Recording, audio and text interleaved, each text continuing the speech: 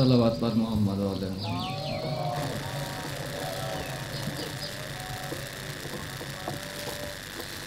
اپنے اپنے مرحومین کی مغفرت اور بخشش کے لیے بھی مل کر بآواز بلند صلوات۔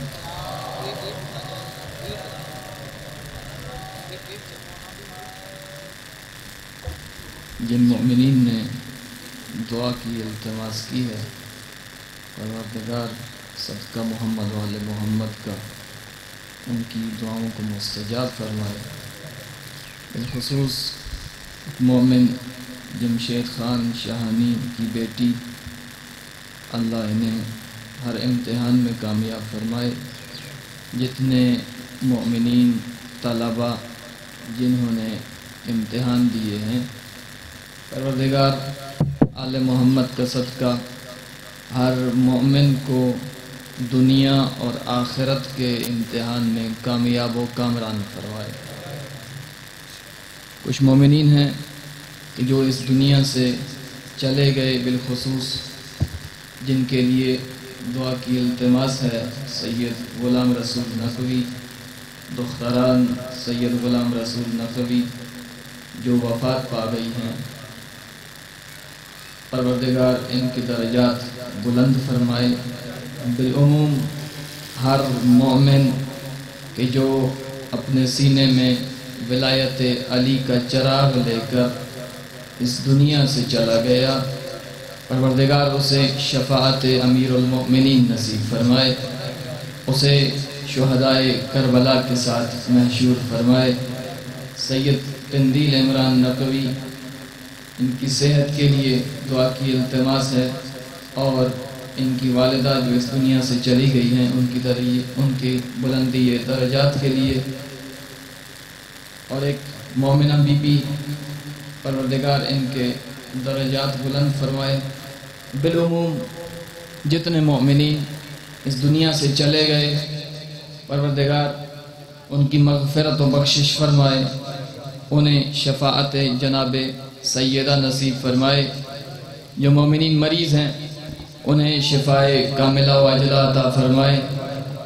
جن مومنین نے میرے ذمے دعائیں لگائی ہیں، ان کا نام لیا گیا یا ان کا نام نہ لیا گیا، پروردگار ان کی ہر جائز حاجت کو اپنی بارگاہ میں قبول و منظور فرمائے۔ وارث عزاداری حضرت حجت کے ظہور میں پروردگار عالم تعجیل فرمائے، ہمیں امام زمانہ کے خادموں میں شمار فرمائے، اور ہمارا شمار عزاداران امام حسین میں شمار فرمائے۔ اپنی اپنی دعاؤں کی قبولیت کے لیے یوسف زہرا کے ظہور میں تعجیل کے لیے ایک مرتبہ مل کر بآواز بلند صلوات۔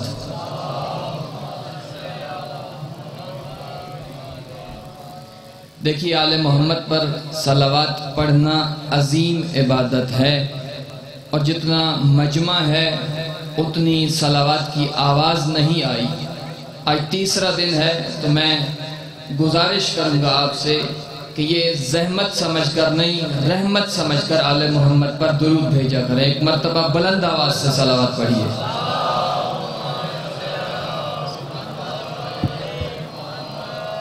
اعوذ باللہ السمیع العلیم من الشیطان اللعین الرجیم، بسم اللہ الرحمن الرحیم، الحمدللہ رب العالمین، خالق السماوات والارضین، الحمدللہ الذی لم يتخذ صاحبة ولا ولدا ولم يكن له شريك في الملك ولم يكن له ولي من الذل وكبره تكبيرا۔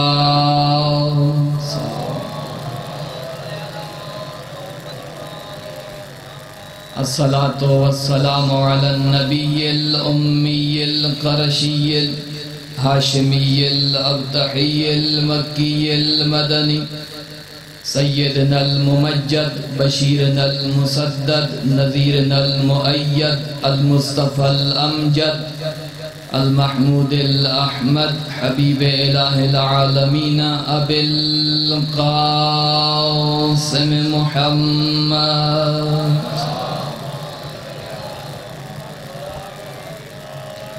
وعلى إمام المظفر والشجاع الغضنفر قاسم طوبى وسقر أبي شبير وشبر مولانا ومولى الثقلين أبي الحسن والحسين الذي ردت له الشمس مرتين المصلي إلى القبلتين الطاعن برمحين وهاجر الهجرتين بايع البيعتين وقيل في شأنه ضربة علي يوم الخندق أفضل من عبادة الثقلين صلوات محمد.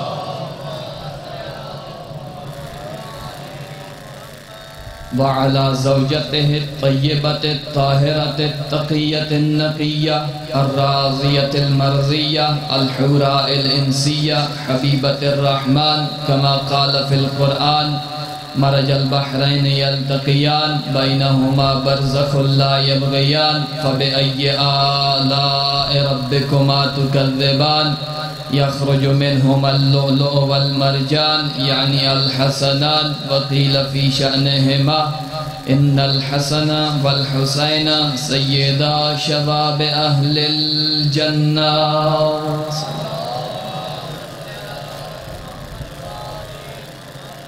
وعلى الأئمة الطيبين الطاهرين المعصومين المنتخبين المنتجبين واللعنة الدائمة الأبدية الجارية السارية الثابتة العالية على أعدائهم ومنكري مناقبهم ومقصري فضائلهم وولايتهم ومصائبهم أجمعين. أما بعد فقد قال الحكيم في كتابه المتين بسم الله الرحمن الرحيم ولا تلبسوا الحق بالباطل وتكتموا الحق وأنتم تعلمون. صلوات پر محمد وعلى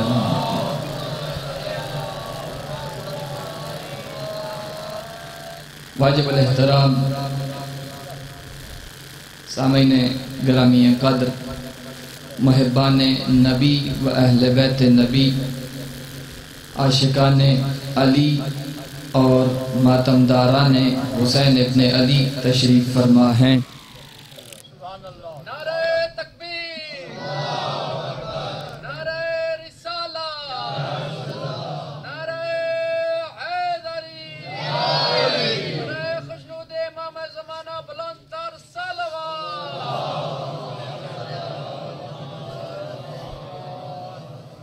نعرہ تکبیر، نعرہ تکبیر، نعرہ رسالت، نعرہ رسالت، نعرہ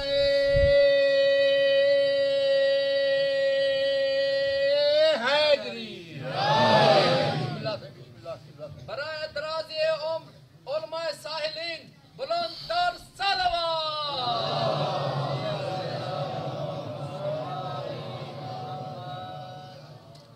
واجب الاحترام سامعین گرامی قدر محبان نبی و اہل بیت نبی عاشقان علی اور ماتمداران حسین ابن علی تشریف فرما ہیں. پروردگار کا یہ احسان ہے، اس خالق کائنات کا یہ لطف ہے، اس رب اکبر کا یہ فضل اور کرم ہے کہ جس نے ہمارے دلوں کی زمین میں آل محمد کی محبت سے شجرکاری کی ہے، جس نے ہمارے دلوں کی ویران زمین میں آل محمد سے محبت کی شجرکاری کی ہے، اور ہر سانس پر، ہر قدم پر، ہر لمحے میں اس خالق اکبر کا ہمارے اوپر لطف اور کرم اتنا ہے کہ جس نے ہماری آنکھوں کے اندھے کنووں کو یوسف سے نہیں، فخر یوسف کے نور سے منور کیا ہے. میں کوشش کروں گا کہ آواز بغیر سپیکر کے جہاں تک جا سکے اس پروردگار کا احسان اور لطف ہے کہ جس نے ہمارے دلوں کو نور آل محمد سے منور کیا ہے، ہمارے دل کی اجڑی ہوئی کائنات کو آل محمد کے نور سے منور کیا ہے۔ اور سامعین گرامی قدر، میں آپ کو ایک ایسے زمانے میں لے کر جانا چاہتا ہوں کہ جب دنیا ظلم کی تاریکیوں میں ڈوبی ہوئی تھی، نیکی نفس امارہ کی بے رحم زنجیروں سے جکڑی ہوئی تھی اور تھر تھر کانپ رہی تھی، انسان بلکہ انسانیت لاقانونیت کے شکنجوں میں جکڑی ہوئی تھی کہ اس وقت حق اور باطل کی تمیز کسی کو نہ تھی۔ اس پروردگار عالم نے حق کو حق رکھنے کے لیے، باطل کو باطل رکھنے کے لیے اپنے نور کو اس زمین پر اتارا۔ جن ذہنوں میں کل کی گفتگو ہے وہ تو بڑی آسانی سے بات کو سمجھ جائیں گے کہ کل نور کے ایک حصے پر گفتگو ہوئی تھی اور آج نور کے دوسرے حصے پر ہمیں گفتگو کرنا ہے۔ اس پروردگار نے اس دور میں کہ جب کسی کو حق اور باطل کی تمیز نہ تھی، حق کو حق منوانے کے لیے اور باطل کو باطل سمجھانے کے لیے ایک نور کو اتارا، آفتاب ہدایت بنا کر۔ مگر اس آفتاب ہدایت کو زمانے کے گزرنے کے ساتھ ساتھ مہتاب امامت کی ضرورت بھی تھی کہ جب دعوت اسلام دین حق کی تبلیغ کے لمحات قریب سے قریب تر ہو رہے تھے، اس وقت محمد مصطفیٰ کو ایک ایسے مددگار کی ضرورت تھی کہ جس کے زور بازو سے اسلام کے مقدس وجود کو وجود مل سکے۔ اگرچہ گرمی ہے اور ممکن ہے کہ بعض سماعتوں تک میری آواز صحیح صاف نہ پہنچ رہی ہو، مگر جو میرے سامنے جوان بیٹھے ہیں اور جن کی سماعتیں ابھی تک بیدار بھی ہیں اور صحیح بھی ہیں، ان سے گزارش کروں گا کہ میرے ساتھ تھوڑی تھوڑی تائید کرتے چلیں تاکہ مجھے سمجھ آتی رہے کہ آپ کو بات سمجھ آ رہی ہے۔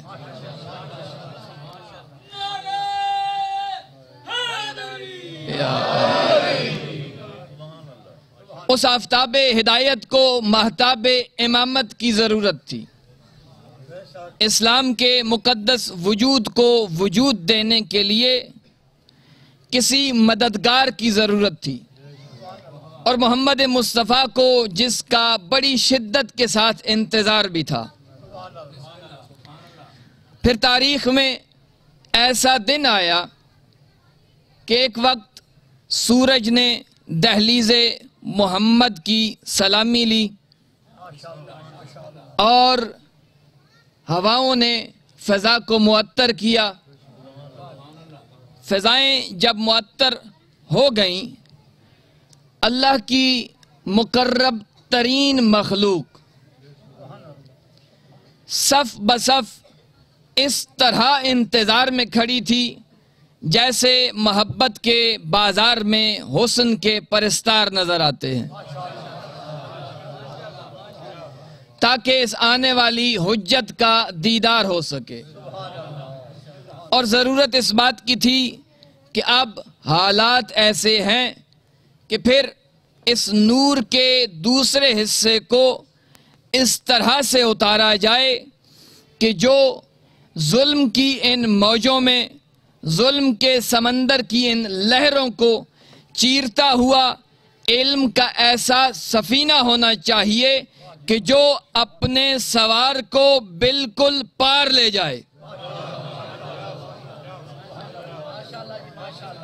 اور یہ گھڑیاں تمام ہوئیں، انتظار ختم ہوا کہ ایک مرتبہ سکائے حجاج کی بیٹی، نگہبان حرم کا حرم، فاطمہ بنت اسد سوئے خانہ معبود بنی تاکہ شرافت کے صدف سے ولایت کا گوہر کعبے کے اندر لایا جا سکے۔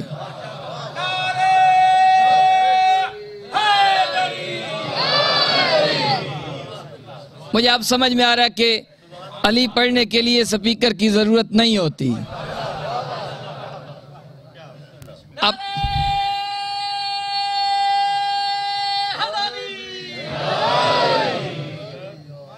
اور سامعین گرامی قدر، بی بی اپنے گھر سے نکلیں اور اس مقام پر آئیں کہ جہاں بی بی کو آنا چاہیے تھا۔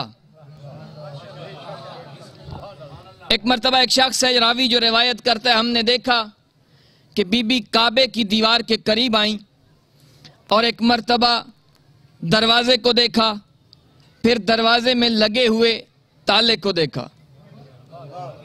دیوار سے قریب ہو کر فاطمہ بنت اسد نے ایک دعا کی آسمان کی طرف دیکھ کر، یا رب انی مؤمنۃ بک ومصدقۃ بکلامک وکلام جدی الابراہیم وقد بنا بیتک العتیق وانی متوسلۃ بک وبملائکتک المقربین وبانبیائک المرسلین الا یسرت علی ولادتی۔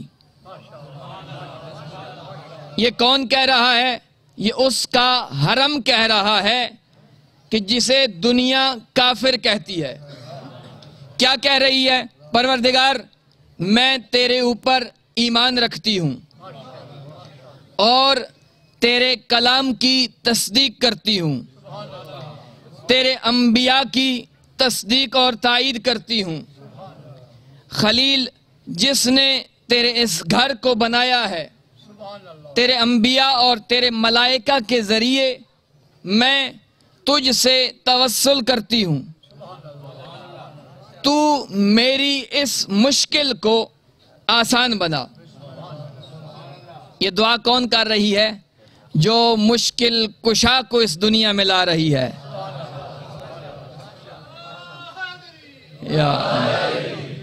اس کا مطلب ہے بات آپ تک پہنچ رہی ہے۔ بی بی نے دعا کی کہ روایت کہتی ہے وَقَدْ انْتَهَا دُعَاءُ السَّيِّدَةِ وَانشَقَّ جِدَارُ الْكَعْبَةِ۔ ایک مرتبہ حیدر کرار کی ماں کے لبوں کی جنبش ابھی ختم نہ ہونے پائی تھی کہ حجت خدا کے روب سے کعبے کا کلیجہ پھٹا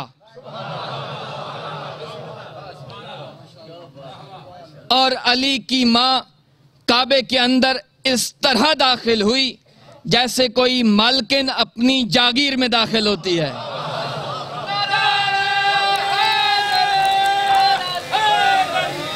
یا نعرہ تکبیر، اللہ نعرہ تکبیر، اللہ نعرہ رسالت، یا رسول اللہ۔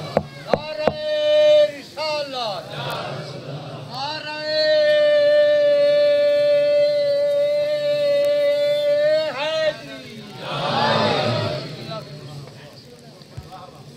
تیسرا دن ہے، یہ بزرگ میرے سامنے بیٹھے ہیں اور جس جوش کے ساتھ یہ نعرہ لگاتے ہیں پتہ چلتا ہے یہ ضعیف کی ہڈیاں نہیں بولتی، ماں کا شریف خون بولتا ہے۔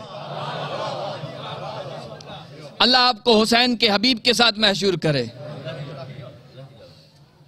دعا ختم ہوئی یا دیوار کعبہ کا کلیجہ پھٹا اور ایک مرتبہ جو ساتھ وہاں اس وقت موجود تھے، راوی کہتا ہے سارے لوگ ڈر کر بھاگنے لگے۔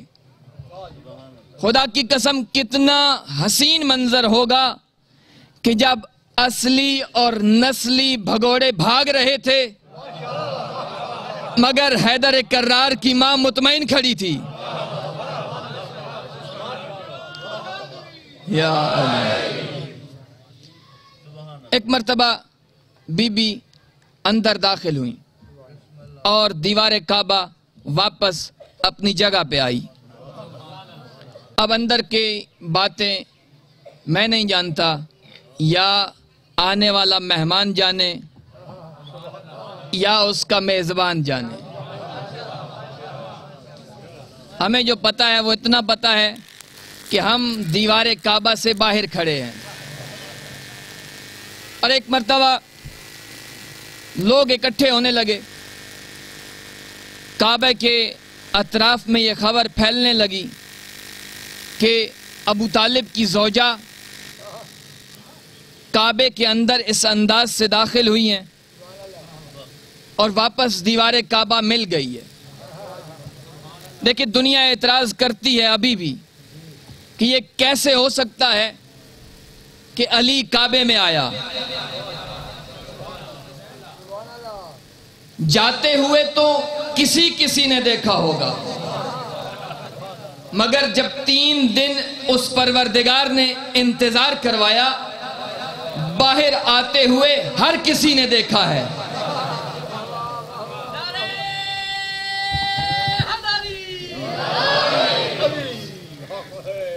باہر دنیا انتظار کر رہی ہے، لوگوں کو خبر مل رہی ہے، اور یہ خبر آگ کی طرح پھیل رہی ہے۔ کریے میں، بستی بستی میں، مکہ کے مضافات میں، کہ چلو کعبے کے اندر کچھ ہو رہا ہے۔ لوگ ایک مرتبہ اکٹھے ہونے لگے۔ اب یہاں پر اگر کوئی سوال کرے تو اس کا سوال درست ہوگا، اس کا سوال ویلڈ ہے کہ جب خود نگہبان حرم تھے، چابی تالے کی انہی کے پاس تھی، تو پھر تالا کھولا کیوں نہیں؟ ہم ہر مقام پر رکیں گے، تمہارے ہر اعتراض کا جواب دیں گے، اس لیے کہ ہمارے مذہب کی جڑیں شورا کی ریت پر نہیں ہیں، غدیر کے میدان میں پیوستہ ہیں۔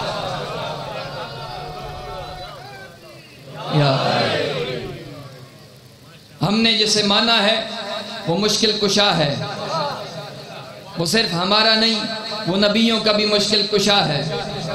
وہ صرف سوالوں کے جواب نہیں بتاتا، وہ سوال بتا کر جواب دیتا ہے۔ تو ایک مرتبہ سوال تو ہوگا کہ چابی تمہارے پاس ہے، تالا کھولتے کیوں نہیں ہو؟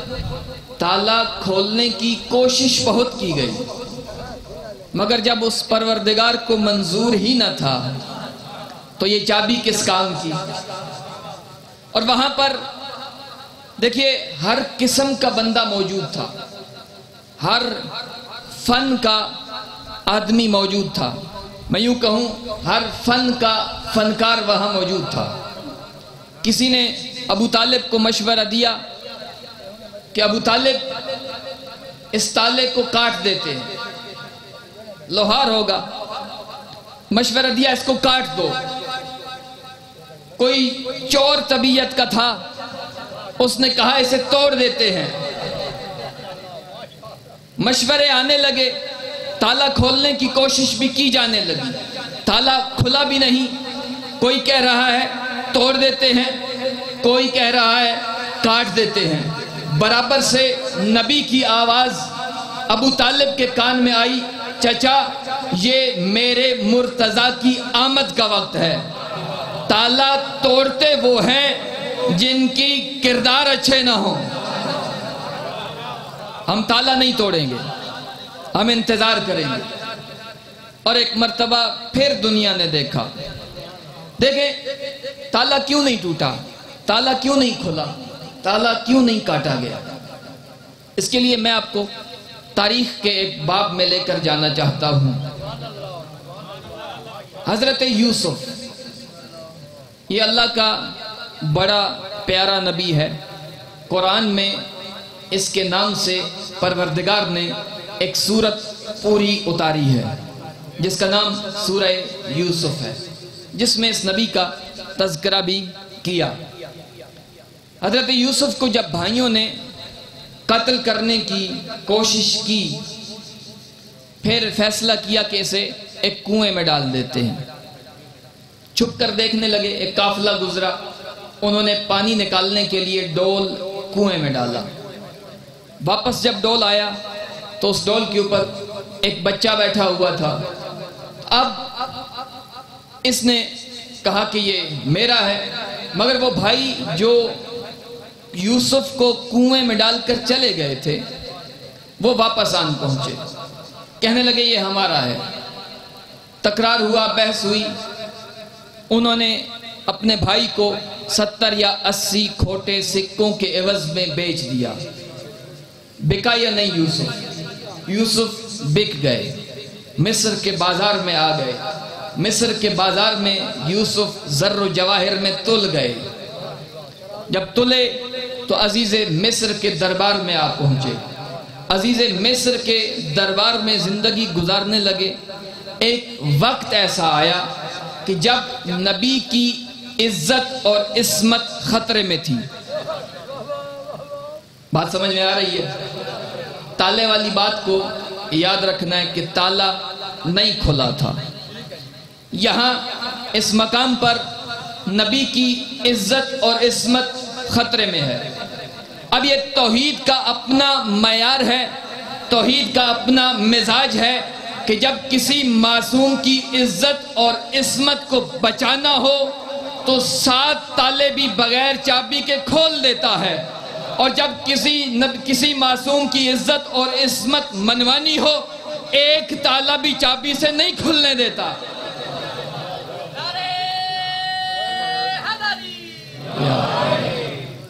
تو حضرت 7 تالے جو بغیر چابی کے کھلے تھے۔ یہ توحید کا اپنا معیار ہے، اس کا اپنا مزاج ہے۔ انتظار ہونے لگا، ساری دنیا انتظار میں ہے کہ ایک مرتبہ پھر دیوار کعبہ اسی مقام سے پھول کی طرح کھلنے لگی۔ جیسے ہی پھول کی طرح کھلی، ابو طالب نے پیغمبر سے فرمایا آپ اپنی چچی کو باہر لے کر آئیں۔ جب وَإِذَا خَرَجَتْ بِفَاطِمَةَ، جیسے ہی حضرت فاطمہ بنت اسد اس ماحول میں باہر آئیں، ساری دنیا پریشان تھی، مگر نفس مطمئنہ حسین کا دادا ابو طالب مطمئن تھا۔ دنیا پریشان ہے، یہ کیا ہو رہا ہے؟ پہلے بھی ہم نے سنا کہ یہ دیوار کعبہ شک ہوئی ہے، دوسری مرتبہ پھر ایسے ہی ہو رہا ہے۔ اور جب بی بی باہر آئی، بی بی کے ہاتھوں پر ایک ایسا بچہ تھا، راوی کہتا ہے کہ ایسا لگتا تھا کہ یہ کوئی چاند کا ٹکڑا نہیں، پورا چاند لا رہی ہے۔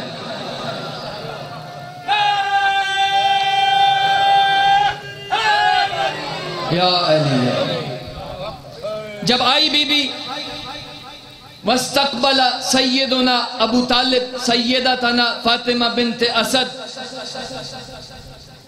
ابو طالب نے اپنے حرم کا استقبال کیا۔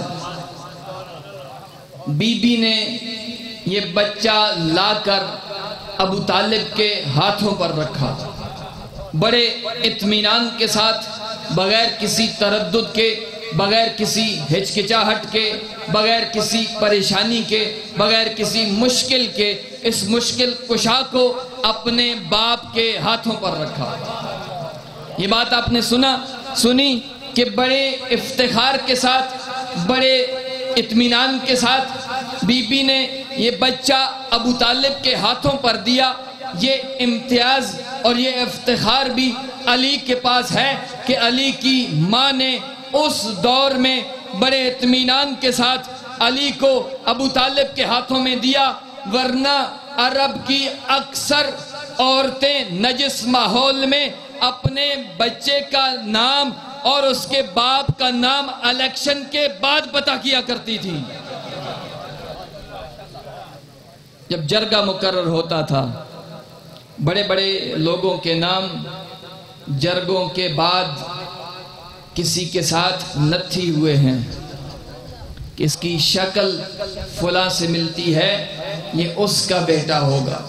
جب کوئی پیدا ہوتا تھا تو بڑے بڑے لوگ دعوے دار ہوتے تھے، سب کہتے تھے یہ ہمارا بیٹا ہے۔ وَأَذَّنَ ابو طالب آذانًا جامعًا فی الناس هلموا إلى ولیمۃ علی ابن ابی طالب ونحر 300 من الابل و1000 رأس من الغنم۔ روایت کہتی ہے ایک مرتبہ ابو طالب نے اس جمع غفیر میں اعلان کیا، لوگوں جس نے بھی علی ابن ابی طالب کا ولیمہ تناول کرنا ہے وہ آئے میرے بیٹے کو سلام کرے اور کعبہ کے گرد 7 چکر لگائے۔ فَإِنَّ اللَّهَ شَرَّفَهُ، کیونکہ اللہ نے یہ شرف میرے بیٹے کو عطا کیا ہے جو نہ اس سے پہلے کسی کو ملا نہ اس کے بعد کسی کو ملے گا، نہ کسی عام بندے کو ملا نہ کسی نبی کو مل سکے گا۔ علی کعبے میں آ گئے اور ادھر ابو طالب نے اعلان کیا 300 اونٹ نہر کروائے، 1000 گوسفند ذبح کروائی۔ یہ وہ کام کر رہا ہے کہ جسے دنیا غریب لکھتی ہے۔ آپ جانتے ہوں گے اونٹ اگر کسی نے رکھا ہوا ہے یا جا کر کسی سے اس کی قیمت معلوم کرنا آج کے دور میں ایک مہنگی گاڑی کی قیمت کے برابر ہے، اور 300 اونٹ کس نے ذبح اور نہر کیے؟ ابو طالب نے۔ اور لوگ کیا کہتے ہیں؟ ابو طالب غریب تھے، ابو طالب کے عیال زیادہ تھے، بچے زیادہ تھے، خاندان والوں میں تقسیم کیے تھے۔ علی رسول کے حصے میں آ گیا تو کیا ہو گیا؟ اس لیے آیا تھا علی کیونکہ ابو طالب کے پاس علی کو پالنے کے لیے کچھ تھا ہی نہیں۔ خدا کی قسم جھوٹ بولتا ہے تاریخ کا غیرت سے ناآشنا اور ضمیر فروش مورخ۔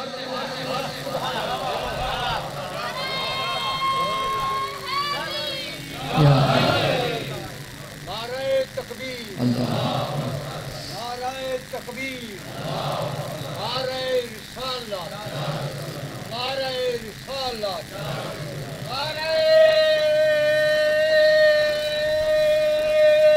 حیدری، حسینیت زندہ باد، حسینیت زندہ باد، یزیدیت مردہ باد۔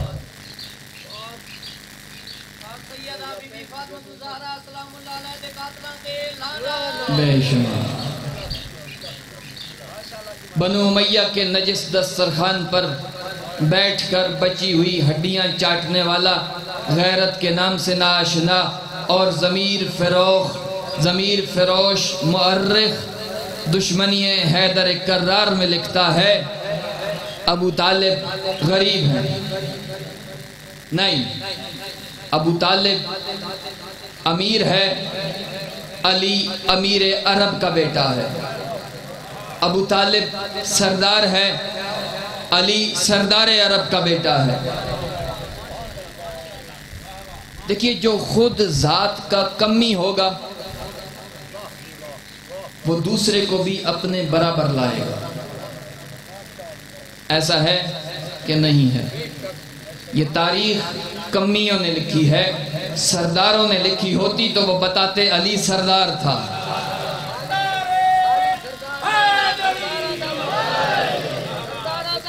سردار خالی سردار نہیں، سرداروں کا بھی سردار۔ 7 دفعہ اپنے والد صاحب کو بتایا تھا، آج تک موجود ہے۔ 7 دفعہ اگر حاجی طواف نہ کرے اس کا حج نہیں ہے۔ اب یہ ہے کہ یا آپ پڑھیں یا میں پڑھوں گا۔ میں آپ کی بات کی تصدیق کرتا ہوں، تائید کرتا ہوں، بالکل ایسے ہے۔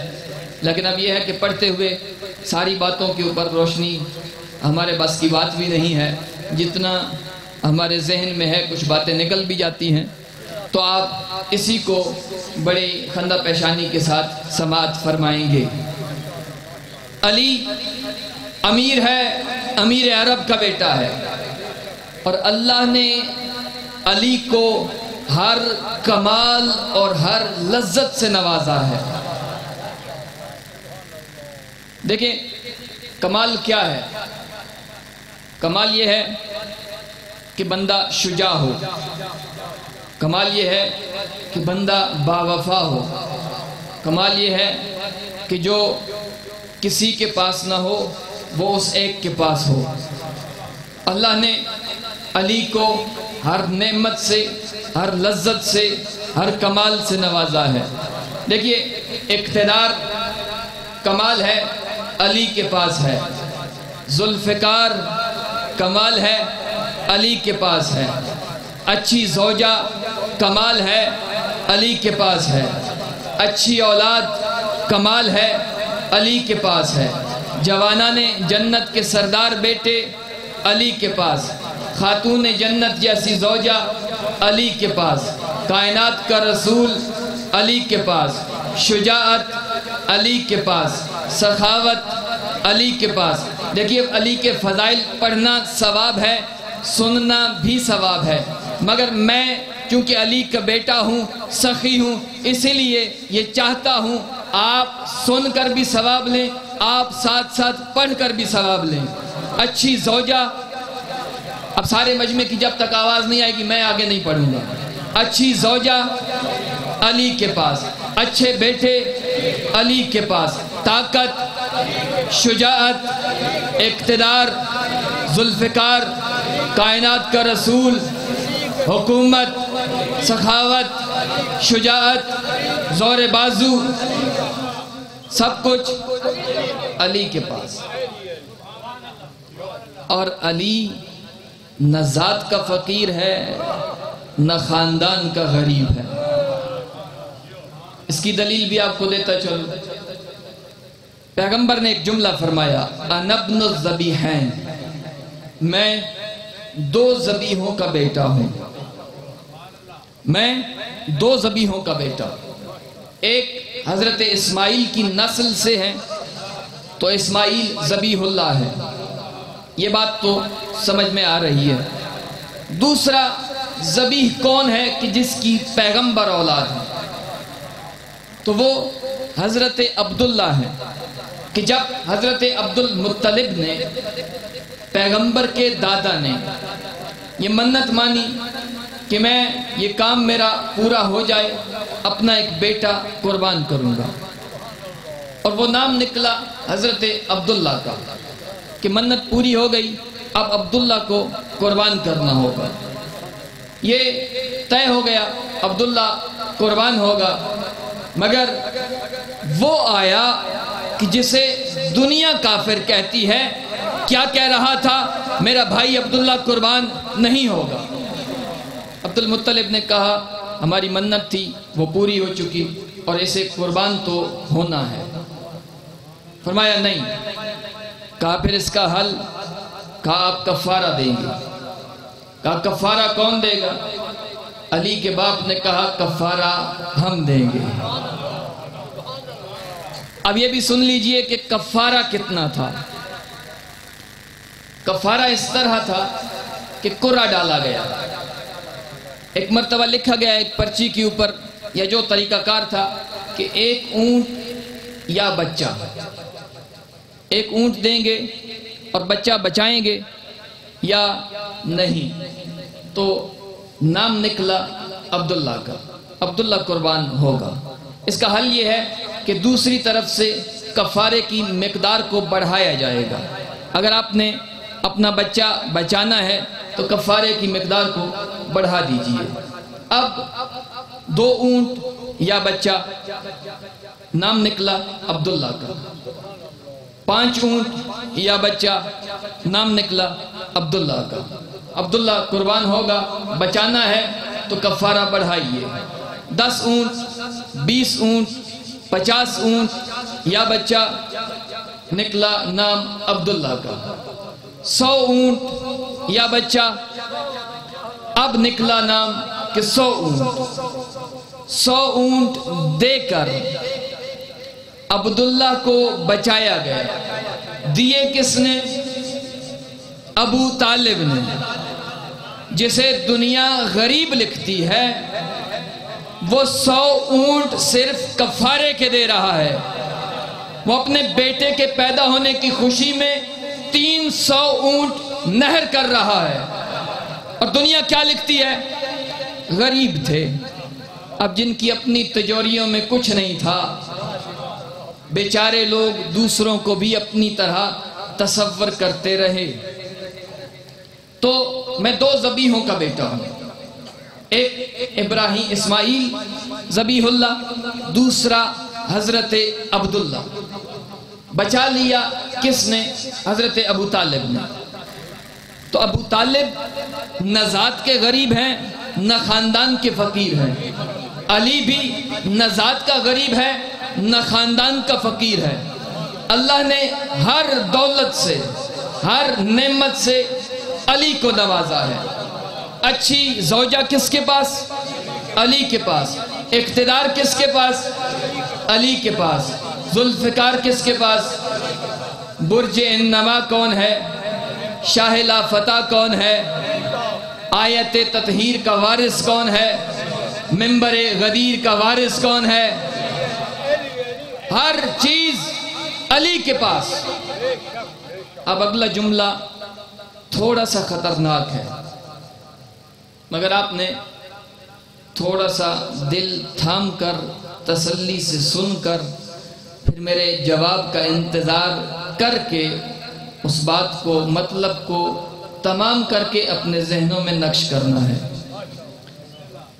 کائنات کی ہر چیز علی کے پاس، سجدہ کرنے والے بھی علی کے پاس۔ لوگوں نے علی کو سجدہ کیا یا نہیں کیا؟ آپ پریشان ہو گئے ہیں، آپ کا حق بنتا ہے، مگر ہم مشکل کشا کے ماننے والے ہیں اور اس مشکل سے نکل کر یہاں سے اٹھیں گے۔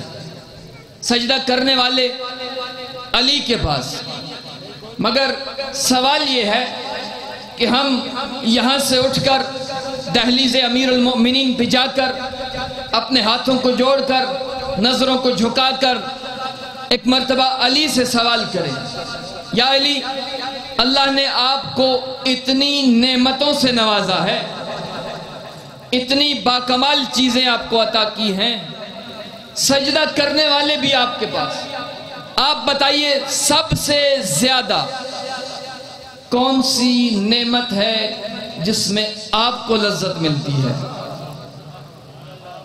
اگر کان لگا کر سنو گے تو جواب آئے گا، مجھ علی کو سجدہ کروانے کی بجائے اس بارگاہ میں جھک کر اپنی پیشانی سجدے میں رکھنے کا مزہ آتا ہے۔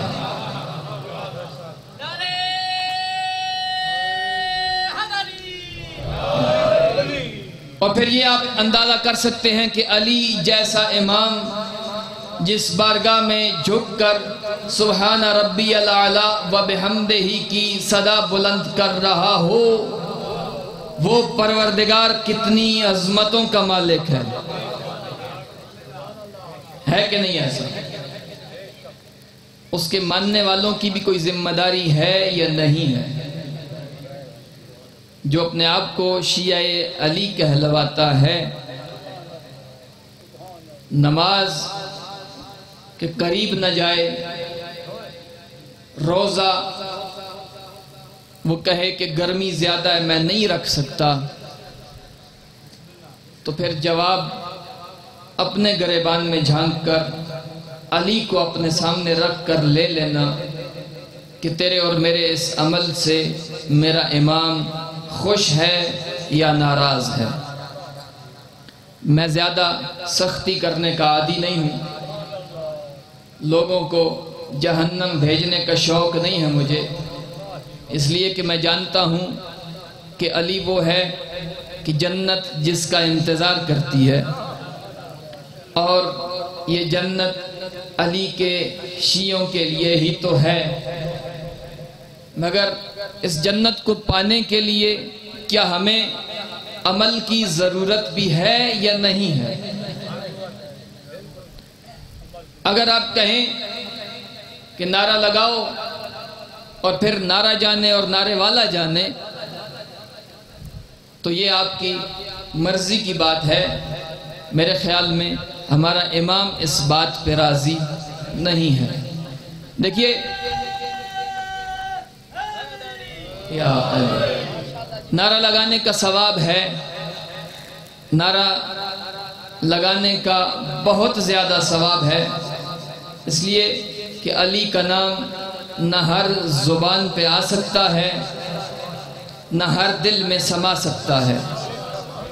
نعرے کی اپنی اہمیت ہے، مگر سوال یہاں ہے کہ کیا آپ کو نعرہ لگانا باقی ساری چیزوں سے بری ذمہ کروا دے گا یا نہیں کروائے گا؟ جب آپ نے علی کی ولایت کا دم بھر لیا، پھر یاد رکھیے نماز آپ ہی کے لیے ہے، نماز آپ ہی کے اوپر واجب ہے، روزے کا تقاضا علی کے شیعہ ہی سے کیا گیا ہے۔ بات سمجھ میں آ رہی ہے؟ آپ ناراض ہوں یا خوش ہوں، جو بات صحیح سمجھتا ہوں اسے حق سمجھ کر منبر سے بیان کرنا یہ ذمہ داری سمجھتا ہوں۔ ہر چیز علی کے پاس ہے، وہ علی خود کیا فرماتے ہیں؟ اگر مجھے دو چیزوں کا اختیار دیا جائے، ایک یہ کہ میں جنت میں بیٹھوں، دوسرا یہ کہ میں مسجد میں بیٹھوں، تو میں جنت میں بیٹھنے پر مسجد میں بیٹھنے کو ترجیح دوں گا۔ کیوں؟ اپنے امام کا جملہ سنو، فرمایا اس لیے کہ جنت میں بیٹھنے سے علی کا نفس خوش ہوگا، اور مسجد میں بیٹھنے سے علی کا رب خوش ہوگا۔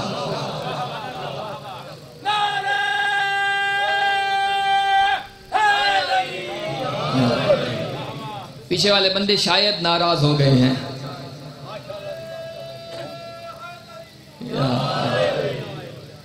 دیکھیے ایک جملہ فرمایا امیر المؤمنین نے، الہی ما عبدتک طمعا فی الجنت ولا خوفا من نارک بل وجدتک اہلا للعبادت فعبدتک۔ پروردگار علی تجھے اس لیے نہیں جھکتا کہ جنت مل جائے، علی تجھے اس لیے بھی نہیں جھکتا کہ جہنم کا ڈر ہے۔ یا علی پھر جھکتے کیوں ہیں؟ بل وجدتک اہلا للعبادت فعبدتک، علی تجھے جھکتا اس لیے ہے کیونکہ تو لائق عبادت ہے۔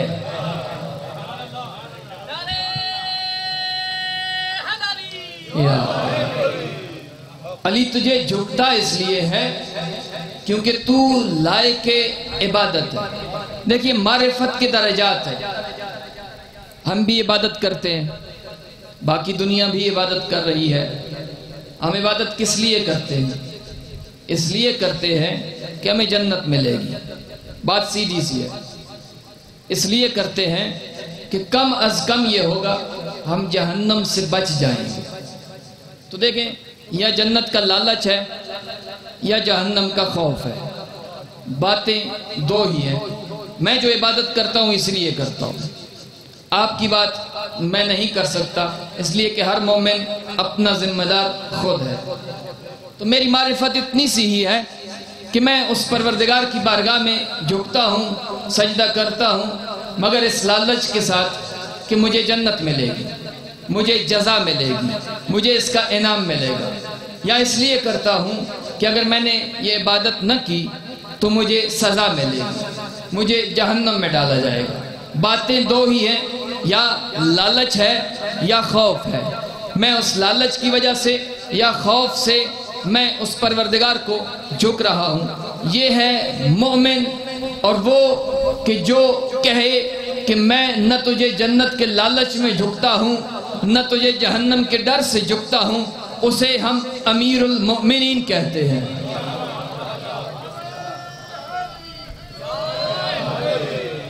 ہمارا امام وہ ہے کہ جسے ہم نے مانا اور وہ اعلان کر رہا ہے۔ اب اگلی بات میں کہوں گا اور نتیجہ دوں گا انشاءاللہ، تو ممکن ہے آپ میرا ساتھ دیں۔ ہمارا امام وہ ہے جو کہے کہ میں جنت کے لالچ میں نہیں جھکتا، میں جہنم کے خوف سے بھی نہیں جھکتا، میں جھکتا اس لیے ہوں کیونکہ تو لائق عبادت ہے۔ اس جملے کو ذہن میں رکھیے گا، تو لائق عبادت ہے۔ یہی کافیہ سمجھیں یا ردیف سمجھیں، نتیجہ اسی سے ملتا جلتا آئے گا۔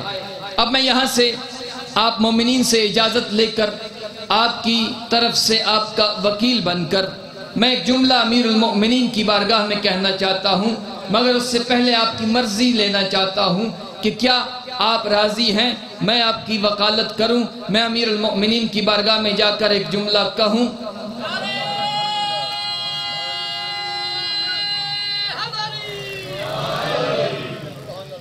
تو سامعین گرامی قدر، یہاں سے چلیے امیر المؤمنین کی بارگاہ میں دہلیز امیر پر ایک مرتبہ اپنے سر کو جھکا کر، اپنی آنکھوں کو بند کر کے، اپنے ہاتھوں کو جوڑ کر امیر المؤمنین کی خدمت میں ہم ایک جملہ کہیں گے، یا علی ہم نے تجھے امام مانا، تو ہمارا پہلا امام ہے، اور آپ نے یہ کہا کہ میں جنت کے لالچ میں نہیں جھکتا، میں جہنم کے ڈر سے بھی نہیں جھکتا، جھکتا اس لیے ہوں کیونکہ تو لائق عبادت ہے۔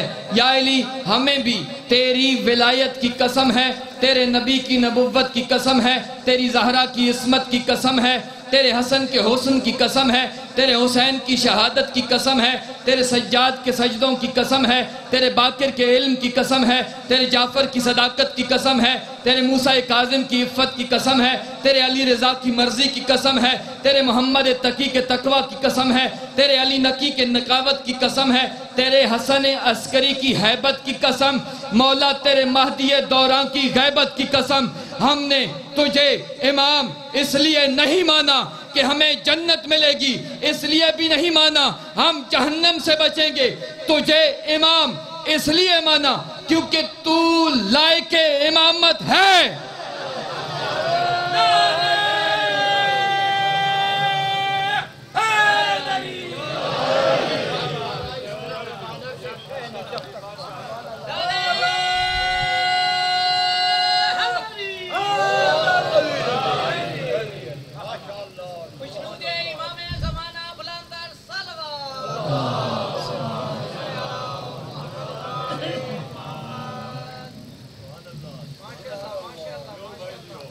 کیونکہ تو لائق امامت ہے۔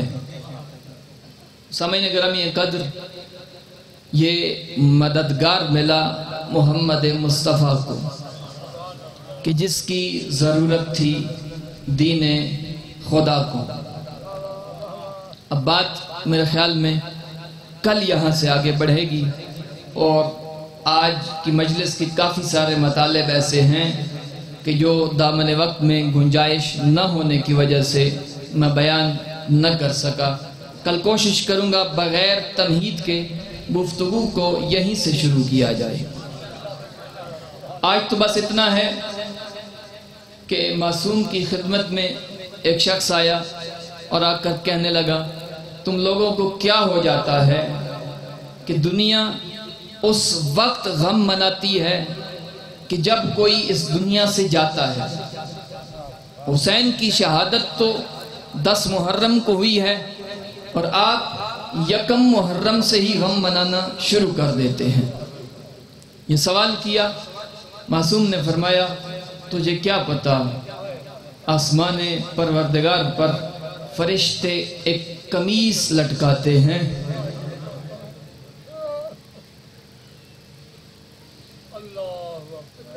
جو تیروں سے چھلنی ہوتی ہے، جس میں خنجر کے وار ہوتے ہیں، تلواروں سے زخمی ہوتی ہے، خون آلود ہوتی ہے، کربلا کی ریت آلود وہ قمیص جب فرشتے آسمان پر معلق کرتے ہیں، فَنَرَاهُ وَشِيعَتُنَا بِالْبَصِيرَةِ، فرمایا اس قمیص کو ہم یہاں سے بیٹھ کر بصیرت کی نگاہ سے دیکھ لیتے ہیں، اور پھر ہم حسین کا غم مناتے ہیں۔ عزادار و روایت میں ہے، میدان محشر میں ایک مرتبہ ندا دی جائے گی، غضوا ابصارکم ونکسوا رؤوسکم، اپنے سروں کو جھکا لو، اپنی آنکھوں کو بند کر لو، فإن فاطمہ بنت محمد تسیر الی الجنت، اس لیے کہ نبی کی بیٹی جنت جا رہی ہے۔ عزادارو روایت یہ کہتی ہے، جب فاطمہ بنت محمد میدان محشر میں وارد ہوں گی، ایک ہاتھ میں اپنا مسموم حسن ہوگا، دوسرے ہاتھ میں اپنا زخمی حسین ہوگا، ایک کندھے پر حسن کی وہ زہر آلود قمیص ہوگی، اور دوسرے کندھے پر حسین کا وہ زخمی کرتا ہوگا۔ بی بی جب ایک مرتبہ ایک مقام پر پہنچیں گی اور فرمائیں گی، میرا اللہ امت نے انصاف نہیں کیا، آج زہرا کو انصاف چاہیے، اجرکم علی اللہ، حسین پر رونے آئے ہو، اللہ تمہارے گناہان صغیرہ و کبیرہ معاف فرمائے، تمہاری مشکلوں کو آسان بنائے، تمہیں سوائے غم حسین کے اور کوئی غم نہ دے۔ فرمایا میرا پروردگار محمد کی بیٹی آج انصاف چاہتی ہے۔ ایک جملہ جو بی بی نے کہا بڑا سخت ہے، کہا میرا پروردگار میں دیکھنا چاہتی ہوں ان لوگوں نے میرے حسین کے ساتھ کیا کیا ہے۔ اب یہاں پر زمین کا ایک ٹکڑا باقی محشر کے میدان سے بلند ہوگا، ایک منظر پیش کیا جائے گا، ایک ہے جو زین پہ سوار ہے اور ایک جم غفیر ہے جو اس پہ وار کر رہا ہے۔ وار کس طرح سے کر رہا ہے؟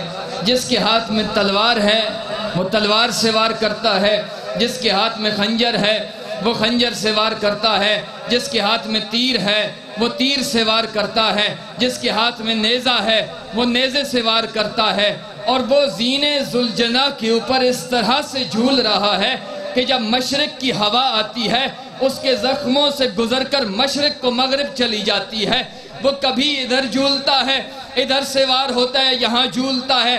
عزادارو یہ منظر ہوگا کہ اس وقت میدان محشر میں ایک مرتبہ کوہرام بپا ہوگا، اور سیدہ جس نے چکیاں پیس کر پالا تھا نا، صرف اس منظر کو دیکھ کر 61 ہجری سے لے کر محشر کے میدان میں اس منظر کو جب دہرایا جائے گا، بی بی نہ دیکھ سکیں گی، روایت کہتی ہے بی بی بے ہوش ہو جائیں گی۔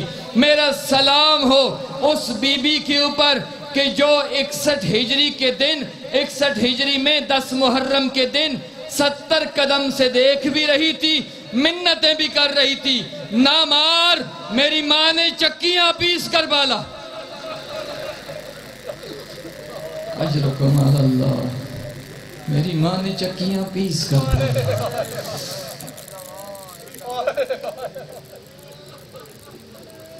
خدا کی قسم دنیا سمجھتی تو حسین منی وانا من حسین کا مطلب یہ ہے کہ یہ قتل حسین قتل محمد مصطفیٰ ہے، یہ خون حسین خون محمد مصطفیٰ ہے۔ ایک مرتبہ مدینہ میں جب مدینہ سے رخصت ہونے کا ارادہ کیا، 3 بیبیاں ہیں جو آئی ہیں پاس، ایک جناب ام سلمہ آ کر فرمایا میرا حسین بیٹا اگر کر سکتا ہے نا میں تجھے سفر سے نہیں روکتی، لیکن اتنا کر عراق کا سفر نہ کر۔ فرمایا کیوں نانی اماں؟ کہا تیرے نانا نے مجھے بتایا ہے، مجھے ایک خاک دے کر گئے ہیں، اور ساتھ میں یہ جملہ کہا کہ جب تک یہ خاک خاک رہے سمجھنا حسین سلامت ہے۔ جب تک یہ خاک خاک رہے، اور جب یہ خاک خون میں تبدیل ہو جائے سمجھنا حسین سلامت نہیں ہے۔ فرمایا نانی اماں سفر تو میرا ہے عراق کا، اگر آپ چاہیں تو میں آپ کو وہ منظر نہ دکھا دوں۔ انگشت امامت کو یوں دراز کیا، سرزمین کربلا سمٹی، اعجاز امامت سے بتایا نانی اماں اس مقام پر میرا قاسم تقسیم ہو جائے گا، نانی اماں اس مقام پر میرے علی اکبر کے کلیجے میں برچھی لگ جائے گی، نانی اماں اس مقام پر میں اپنے علی اصغر کو ہاتھوں پہ اٹھا کر زبا نہیں نہر کروا دوں گا، نانی اماں اس مقام پر تیرا حسین مارا جائے گا، نانی اماں حد یہ ہے اس مقام پر میری سکینہ کے رخساروں پہ تماچے مارے جائیں گے۔ عزادارو کہا نانی اماں اگر آپ کی خواہش ہو میں آپ کو زمین کربلا سے تھوڑی سی خاک اٹھا کر نہ دے دوں، آپ یہ خاک اس شیشی میں رکھیں جو میری نانا نے دی ہے، اور نانی اماں جب تک یہ خاک خاک رہے نا سمجھنا حسین سلامت ہے، جب یہ خاک خون بن جائے پھر سمجھ لینا حسین کے اوپر گھوڑے دوڑ گئے۔ عزادارو یہاں سے چلے اپنی پھوپھی کے پاس آئے جناب ام ہانی، انہوں نے بھی منع کیا، فرمایا اس گھر سے جب جنازہ اٹھا میں نے قوم جنات کو ماتم کرتے ہوئے دیکھا، حسن کے جنازے میں تیر لگے قوم جنات نے ماتم کیا، فاطمہ کا پہلو زخمی ہوا، رات کی تاریکی میں اس بی بی کو دفن کیا گیا، میں نے قوم جنات کا نوحہ سنا، علی ابن ابی طالب کے سر میں ضرب لگی، میں نے قوم جنات کا نوحہ سنا، پیغمبر اس دنیا سے گئے، میں نے قوم جنات کا نوحہ سنا۔ حسین جب سے تو نے جانے کا ارادہ کیا ہے نا میں قوم جنات کا نوحہ سن رہی ہوں۔ فرمایا پھوپھی اماں یہ تقدیر الہی ہے، ایسا ہو کر رہے گا۔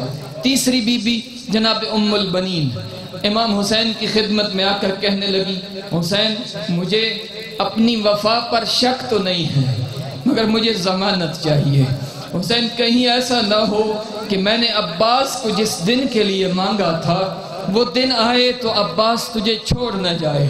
عباس کو بلایا، کہا اپنی ماں کو مطمئن کرو، کہنے لگے اماں عباس کو 70 مرتبہ قتل کر کے اس کی خاک کو ہوا میں اڑا دیا جائے پھر زندہ کیا جائے، کسی کے اندر اتنی ہمت نہیں آنے دوں گا کہ وہ بطول کے بیٹے کو ٹیڑھی آنکھ سے بھی دیکھ سکے۔ عزادارو جب دیکھا نا مطمئن کر لیا، اب نانا کی قبر پہ آئے، کہا نانا جس حسین سے تم محبت کیا کرتا تھا نا اب مدینہ اس حسین کے رہنے کے لائق نہیں ہے، نانا تیری امت تیرے حسین کو مدینہ میں نہیں رہنے دیتی، نانا آج کے بعد محشر میں ملاقات ہوگی۔ ایک مرتبہ قبر پیغمبر پہ ہاتھ رکھا، ایک جملہ کہا اللہم ھذا قبر نبیک وانا ابن بنت نبیک، میرا اللہ تو جانتا ہے یہ تیرے نبی کی قبر ہے اور میں تیرے نبی کی بیٹی کا بیٹا ہوں، یقیناً قبر محمد میں زلزلہ آیا ہوگا اور ایک آواز آئی ہوگی حسین بیٹا تو جا رہا ہے میں بھی مدینہ میں نہیں رہوں گا، میں عصر عاشور تیرے ساتھ رہوں گا، حسین گلہ تیرا ہوگا، خنجر تیرے گلے پہ چلے گا، خون مجھ محمد کا بہے گا۔ عزادارو وہاں سے چلے اپنے بھائی کی قبر پہ آئے، جب بھائی کی قبر پہ آئے نا تو ایک مرتبہ یہ حسین جانتا ہے کہ اس قبر کو چھوڑنا کتنا مشکل ہے، جوانان جنت کا سردار بھائی ہو، حسن مجتبیٰ امام ہے، آئے اور پھر وہاں سے الوداع کر کے ماں کی قبر پہ آنے لگے، جب تک نبی کی قبر پہ آئے تھے اور پھر نبی کی قبر سے حسن کی قبر تک آئے تھے، معلوم ہوتا تھا کوئی صبر کا پہاڑ چل کے جا رہا ہے۔ لیکن ایک عالم دین کا جملہ ہے، جب ماں کی قبر پہ جانے کا ارادہ کیا، ایسے معلوم ہوتا تھا جیسے 6 ماہ کا بچہ کوہنیوں کے بل چلتا ہے، اور ماں کی قبر کے ساتھ ایسے لپٹ گئے جیسے چھوٹا سا بچہ اپنی ماں کے سینے سے لپٹ جاتا ہے۔ اور ایک مرتبہ کہا، اماں جسے تو نے چکیاں پیس کر پالا ہے وہ حسین آج مدینہ سے جا رہا ہے، اماں میرے لیے جانا تو مشکل ہے، السلام علیکہ یا ابن بنت نبی اللہ، یا بنت نبی اللہ، اے بنت نبی میرا سلام ہو۔ اور قبر سے 3 جواب آئے، وعلیکہ السلام یا غریب الام، ماں کا غریب بیٹا میرا بھی تجھ پہ سلام ہو، وعلیکہ السلام یا عطشان الام، ماں کا پیاسا بیٹا میرا بھی تجھ پہ سلام ہو، وعلیکہ السلام یا سہقان الام، اے گھوڑوں کی ٹاپوں تلے روندا جانے والا حسین مجھ زہرا کا بھی تیرے اوپر سلام ہو۔ عزادارو گھر میں آئے، بیویوں کو تیار کیا، ایک مرتبہ جانے کا ارادہ کر رہے ہیں حسین، یا ایک مرتبہ ندا دی ہے ایک جوان نے، اب کوئی مدینہ کا فرد قریب نہ آئے، اس لیے کہ نبی زادیاں محملوں میں سوار ہو رہی ہیں۔ جیسے ہی سوار ہونے کا وقت آیا نا، کوئی بی بی ہے جو نکلتی ہے تو قاسم بڑھ کر سوار کراتا ہے، کوئی بی بی ہے جو نکلتی ہے علی اکبر بڑھ کر سوار کرا رہا ہے، کوئی بی بی ہے جو اپنے گھر سے نکل رہی ہے تو اسے عباس سوار کرا رہے ہیں۔ عزادارو ایک بی بی ایسی ہے جو اپنے گھر سے جیسے ہی نکلنے لگی ہے نا، جیسے ہی اس نے قدم اٹھائے حسین سے اپنی مسند چھوٹ گئی، قاسم بڑھ کر پردہ سیدھا کرنے لگے، علی اکبر نے بڑھ کر جوتے سیدھے کیے، عباس بڑھے ہیں آگے۔ یہاں پر ایک عالم دین نے جملہ کہا، کہنے لگے عباس کیا کر رہے تھے؟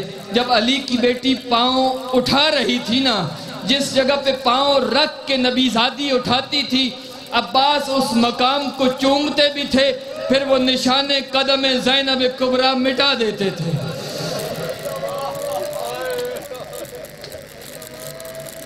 اجرکم علی اللہ۔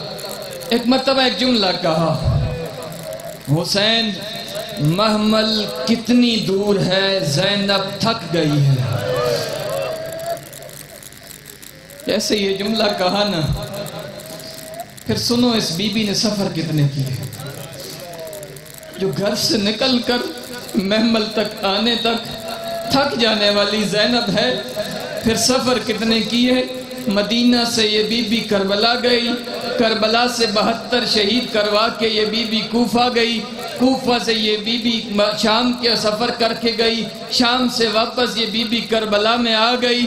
اس بی بی نے کہیں پہ بھی شکوہ نہیں کیا۔ کربلا سے یہ بی بی دوبارہ مدینہ آ گئی، مدینہ سے یہ بی بی جب شام گئی ہے نا، پھر یہ سفر کرنے کے بعد ایک مقام ایسا آیا، ایک درخت کے ساتھ ٹیک لگا کر کہتی ہے، حسین زینب آج تھک گئی ہے۔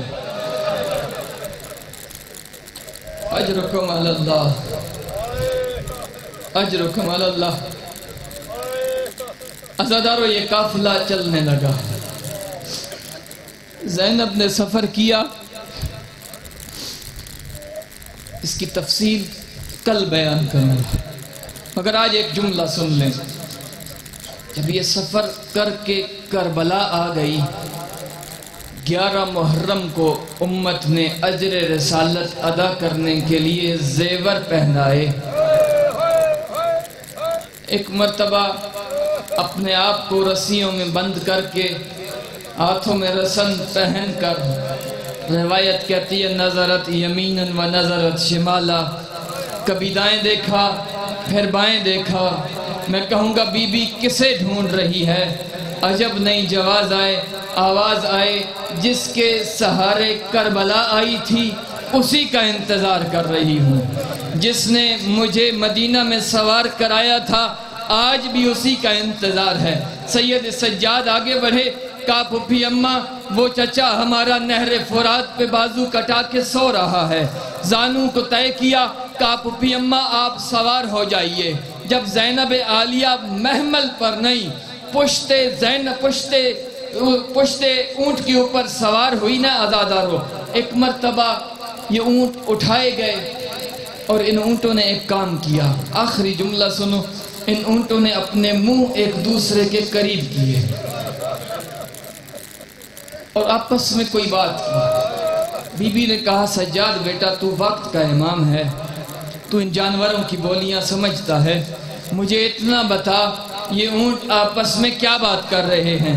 عزادارو جیسے ہی عالمہ غیر معلمہ بی بی نے سوال کیا نا، سید سجاد کی آنکھیں ساون کے بادلوں کی طرح برسی تو ہوں گی، کیا بی بی کو میں جواب کیا دوں؟ مگر بتایا پھپھی اماں یہ جانور ہیں، یہ اپنے منہ ایک دوسرے کے قریب کر کے ایک دوسرے سے کہہ رہے ہیں آرام سے چلنا، یہ صحراؤں کا سفر ہے، تمہاری پشتوں کے اوپر محمل نہیں ہے، بے پلانے اونٹوں کے اوپر سوار ہے علی کی بیٹی، علی و بطول کی بیٹیوں کو یہ شہزادیاں ہیں، انہیں تکلیف نہ ہونے پائے۔